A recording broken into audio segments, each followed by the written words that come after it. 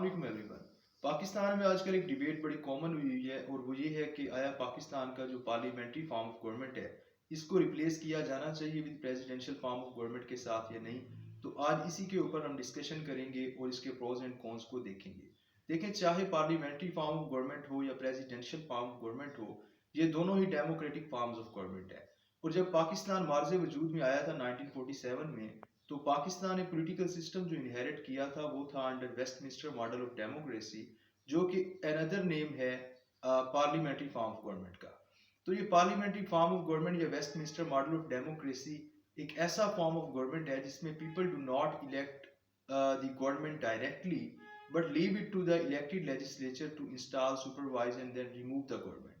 तो ये parliamentary form of government और प्रेसिडेंशियल फॉर्म ऑफ गवर्नमेंट में जो बेसिक डिफरेंस है वो यही है कि पार्लियामेंट्री फॉर्म ऑफ गवर्नमेंट में पार्लियामेंट सुप्रीम होती है और पॉलिटिकल पार्टीज का रोल बड़ा वसी होता है, जबकि प्रेसिडेंशियल फॉर्म ऑफ गवर्नमेंट में इसके कंपैरेटिवली जो पॉलिटिकल पार्टीज हैं उनका रोल बहुत कम होता है, क्योंकि वन पार्टी सिस्टम होता है और पार्लियामेंट जो है वो सुप्रीम नहीं होती। तो पाकिस्तान में पहली दफ़ा ये अटैम्प्ट की गई जनरल सिकंदर मिर्ज़ा ने की 1958 में, जब उन्होंने मार्शल लॉ इम्पोज किया तो उन्होंने प्रेसिडेंशियल फॉर्म ऑफ गवर्नमेंट जो है वो लाए। और इस प्रेसिडेंशियल फॉर्म ऑफ गवर्नमेंट को लाने के पीछे दो बेसिक ऑब्जेक्टिव्स या थॉट्स थे उनके। पहला ये था कि जो प्रोविंशियल ऑटोनॉमी है उसको लिमिटेड किया जाए, और दूसरा ये था कि वन पार्टी सिस्टम जो है वो पाकिस्तान में होना चाहिए। अब बात देखने वाली ये है कि क्या इसको constitutionally presidential form of government को लाया जा सकता है या नहीं। तो इसका आंसर जो है वो नो में है, क्योंकि जो पाकिस्तान का कॉन्स्टिट्यूशन है वो सपोर्ट करता है पार्लियामेंट्री फॉर्म ऑफ गवर्नमेंट को, और अगर प्रेसिडेंशियल फॉर्म ऑफ गवर्नमेंट लाना है तो उसके लिए ज़रूरी है कि जो फंडामेंटल्स ऑफ कॉन्स्टिट्यूशन है उनमें अमेंडमेंट की जाए। और इन फंडामेंटल्स ऑफ कॉन्स्टिट्यूशन में ना तो एग्जिस्टिंग पार्लियामेंट जो है वो चेंजिंग कर सकती है और ना ही जुडिशरी कर सकती है। वो सिर्फ इसको चेंज कर सकता है एक न्यू कॉन्स्टिट्यूएंट असेंबली। तो जहां तक रिफरेंडम की बात है, as far as the scope of referendum is concern, तो रिफरेंडम जो है वो सिर्फ एक नेशनल इशू के ऊपर हो सकता है, but it cannot be held to ask public about changing the fundamentals of constitution. लेकिन पाकिस्तान में जो 3 डेकेड्स तक प्रेसिडेंशियल फॉर्म ऑफ गवर्नमेंट रहा और 4 जो जनरल्स थे वो इस फॉर्म ऑफ गवर्नमेंट के अंडर रूल करते रहे, तो वो एक रेफरेंडम के जरिए आया था। आल्दो के जो जनरल अयूब खान थे वो उन्होंने एक सदारती इंतखाब करवाया था, लेकिन जनरल ज़ियाउल हक हो, जनरल याहिया खान हो या फिर जनरल परवेज मुशर्रफ हो, तो वो एक रेफरेंडम के जरिए ही प्रेसिडेंशियल फॉर्म ऑफ गवर्नमेंट को लाए थे। लेकिन कॉन्स्टिट्यूशनली इसको नहीं लाया जा सकता अनलेस जो कॉन्स्टिट्यूंट असेंबली है वो एक नई बने और फिर वो अमेंडमेंट करे इनटू फंडामेंटल्स ऑफ कॉन्स्टिट्यूशन।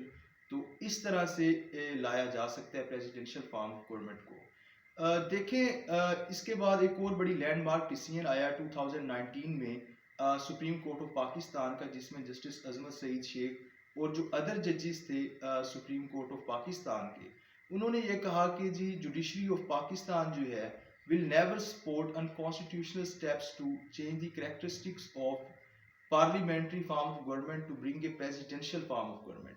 तो इसके बाद तो ये डिबेट खत्म हो गई कि प्रेसिडेंशियल फॉर्म ऑफ गवर्नमेंट जो है उसको किसी अनकॉन्स्टिट्यूशनल एक्ट के जरिए से या किसी और तरीके से उसको लाया जा सकता है।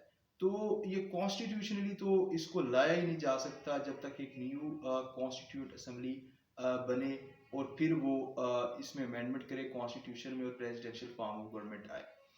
उसके अलावा अगर हम इसको फिलोसफिकल पॉइंट ऑफ व्यू से देखें तो जो मोंटेस्को थे, एक फ्रेंच फिलोसफर थे, उन्होंने बात की थी कि जी सेपरेशन ऑफ पावर जो है वो होना चाहिए जो स्टेट के पिलर्स हैं उनके दरमियान। अगर स्टेट ऑफ पावर्स जो है सेपरेशन ऑफ पावर्स जो है स्टेट के पिलर्स के दरमियान नहीं होगा, तो एक ही बंदा या एक ही इंस्टीट्यूशन जो कि पावरफुल होगा वो जो है पाकिस्तान में जो है वो एक मुल्क में जो है निज़ाम में ख़राबी कर सकता है, और नॉन डेमोक्रेटिक जो पार्टीज़ हैं या नॉन डेमोक्रेटिक जो लोग हैं उनको यूनाइट होने का मौका मिल सकता है।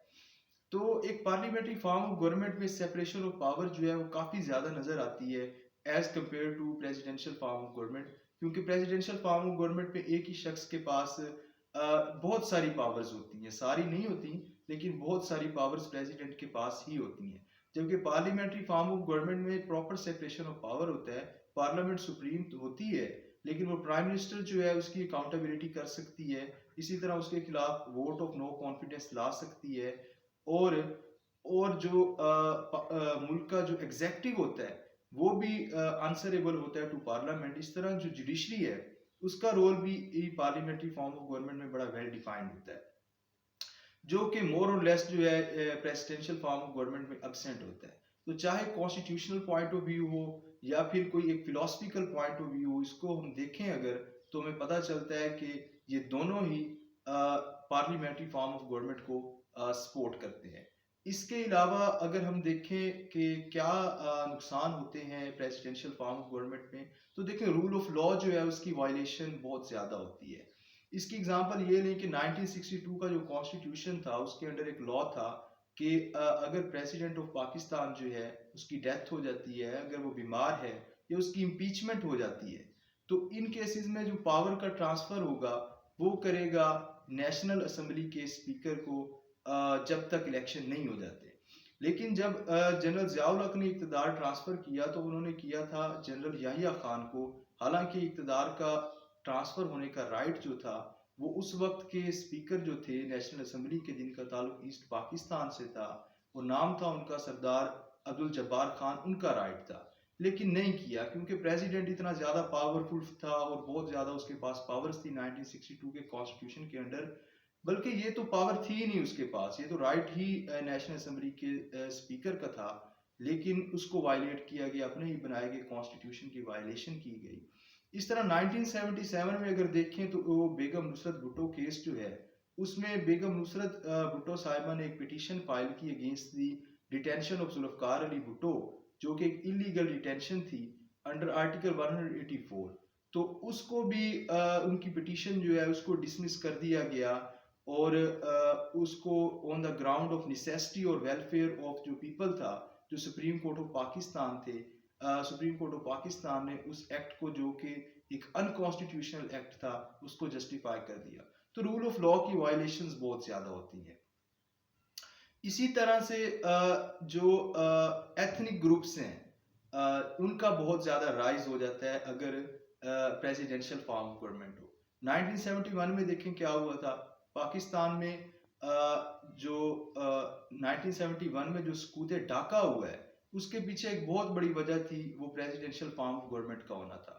क्योंकि प्रेसिडेंशियल फॉर्म ऑफ गवर्नमेंट में आल दो सेंटर तो मजबूत होता है, लेकिन प्रोविंसेस जो हैं उनकी ऑटोनॉमी कम होने की वजह से उन तक जो फंड्स जो ट्रांसफ़र होते हैं वो प्रोपोर्शनेट तरीके से नहीं हो पाते। इस तरह से फिर वो जैसे 1971 में हमने भुगता कि पाकिस्तान 2 लाख तो हो गया, तो इस तरह की सूरत हाल जो है वो आ सकती है दोबारा अगर प्रेसिडेंशियल फॉर्म ऑफ गवर्नमेंट आता है, क्योंकि प्रोविंसेस को ऑटोनॉमी नहीं है। लेकिन जो इसके अलावा और जो चीज़ें हैं वो जो नेशनलिस्ट मूवमेंट्स हैं या फिर और लैंग्वेज बेस्ड मूवमेंट्स हैं या कुछ और ग्रुप्स हैं, उनको एक पावर मिलती है प्रेसिडेंशियल फॉर्म ऑफ गवर्नमेंट के अंडर कि वो राइज हों। और ये हमने देखा है कि प्रेसिडेंशियल फॉर्म ऑफ गवर्नमेंट में सब कुछ हुआ है। लेकिन एक पार्लियामेंट्री फॉर्म ऑफ गवर्नमेंट में चूंकि प्रोविंशियल ऑटोनॉमी होती है, सूबाई खुद मुख्तारी होती है और फंड्स को जो प्रोपोर्शन होता है वो पॉपुलेशन के हिसाब से उसको डिस्ट्रीब्यूट किया जाता है, तो वहाँ पे ये चीज़ें नहीं होती। आल्दो कि ये ट्रेंड काफ़ी ज़्यादा चेंज हो गया है अब 18th अमेंडमेंट के बाद, जब एनएफसी अवार्ड जो सूबों को दिया गया है, तो उसके बाद ये सारी चीज़ें जो हैं एथनिक ग्रुप्स का राइज करना, मिलिटेंट ग्रुप्स का या लैंग्वेज बेस्ड ग्रुप्स का, वो कम हो गया है और वो पार्लियामेंट्री फॉर्म ऑफ गवर्नमेंट की वजह से ही हुआ है। लेकिन एक गलत फहमी जो प्रेसिडेंशियल फॉर्म ऑफ गवर्नमेंट के साथ एसोसिएट की जाती है, कुछ हल्के उसको करते हैं एसोसिएट, वो ये कहते हैं कि प्रेसिडेंशियल फॉर्म ऑफ गवर्नमेंट में इक़्तिदार जो है उसका सारे इक़्तिदार का मालिक जो है वो प्रेसिडेंट होता है। लेकिन ऐसा नहीं है, बहुत सारी पावर्स उसके पास होती हैं, लेकिन ये नहीं है कि प्रेसिडेंट जो है उसके पास सारी पावर्स होती हैं। देखिए टर्की में भी और यूएस में भी, इसके अलावा फ्रांस में भी प्रेसिडेंशियल फॉर्म ऑफ गवर्नमेंट है। लेकिन अगर हम यूएस की बात करें, अगर हम यूएस को ही कंसीडर करें, तो वहाँ पे जो प्रेसिडेंट ट्रंप थे उनकी इम्पीचमेंट की बातें होती रहीं। फिर इसी तरह से उनके जो एग्जेक्टिव ऑर्डर्स थे उनको यूएस सुप्रीम कोर्ट ने कई दफ़ा क्वैश किया। और इसके अलावा जो रिचर्ड निक्सन थे 1972 में जो प्रेसिडेंट थे यूएस के, जो अपनी इलेक्शन की रिकम्पेन कर रहे थे, उनकी इम्पीचमेंट हो गई थी वाटरगेट स्कैंडल के बाद। तो ऐसा नहीं है कि प्रेसिडेंट जो है वो सारे इक़्तिदार का मालिक होता है। यहाँ पे भी पावर प्रेसिडेंट की अकाउंटेबिलिटी हो सकती है, लेकिन बहुत कम। प्रेसिडेंट बहुत ज़्यादा ताकतवर होता है प्रेसिडेंशियल फॉर्म ऑफ गवर्नमेंट में। लेकिन फॉर्म ऑफ गवर्नमेंट कोई भी हो, चाहे वो प्रेसिडेंशियल फॉर्म ऑफ गवर्नमेंट हो या पार्लियामेंट्री फॉर्म ऑफ गवर्नमेंट हो, उनके अपने अपने प्रोज एंड कॉन्स हैं।